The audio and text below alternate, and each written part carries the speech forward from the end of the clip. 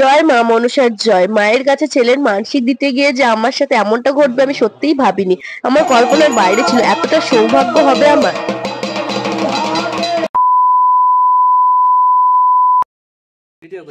Hello বন্ধুরা, welcome back to my channel. সকলে কেমন আছো? খুব ভালো আছি, আমরা ভালো আছি। তো আজকে যাচ্ছি একটা স্পেশাল ডে আমাদের কাছে, আমার ছেলের মানসিক দিতে।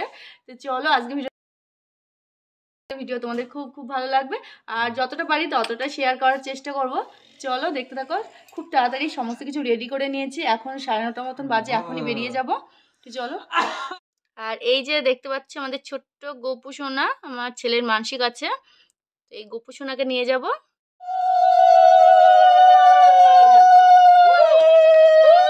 মা হাত ছাড়া, মা হাত ছাড়া, মা হাত ছাড়া, মা হাত ছাড়া।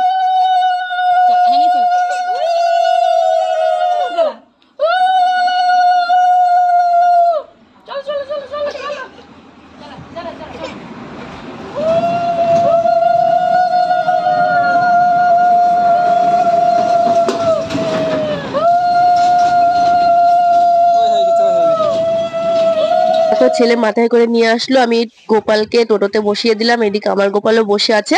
তো এই সমস্ত কিছু একাকে নিয়ে চলে এসেছি। আর তারপরে কিন্তু চলে এসেছি ঠাকুর আনতে। অনেকটা সময়ই এসেছি, মাঝখানে আর কোনো কিছু শেয়ার করা হয়নি।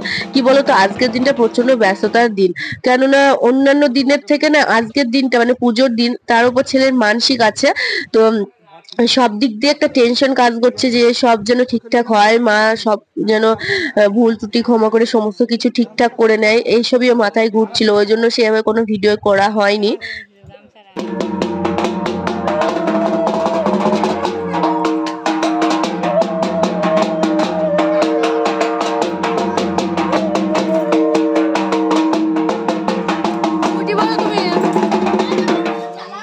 আর এখন আমরা ঠাকুর নিয়ে যাচ্ছি, আর এখান থেকে কিন্তু অনেকটা রাস্তা হাঁটা পথ, প্রায় আধ ঘন্টা। দাদা ওইভাবে মাথায় করে নিয়ে যায়, আর পিছনে একটা টোটো আছে, ওখানে মা আর বাবু আছে। আর এই পুজোতে এসে এমন একটা ঘটনা ঘটবে আমি কিন্তু কখনোই ভাবিনি আমার সাথে। আমার ছেলের মানসিক ছিল গোপাল, আর নাকের নথ মেনেছিলাম। তো আমি যে মাকে নিজের হাতে নাকের নথ পরাতে পারবো এটা আমি কখনোই ভাবতে পারিনি।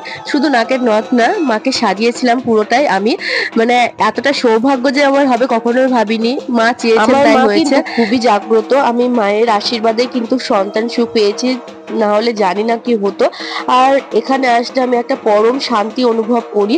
হাজার দুঃখ কষ্ট যদি মায়ের কাছে এসে উজাড় করে দিই না, মা যেন সব দুঃখ কষ্ট কোন দিক দিয়ে ভালো করে দেয়। ওই জন্য যখনই একটু কষ্ট হয় তখনই ছুটে আসে এখানে।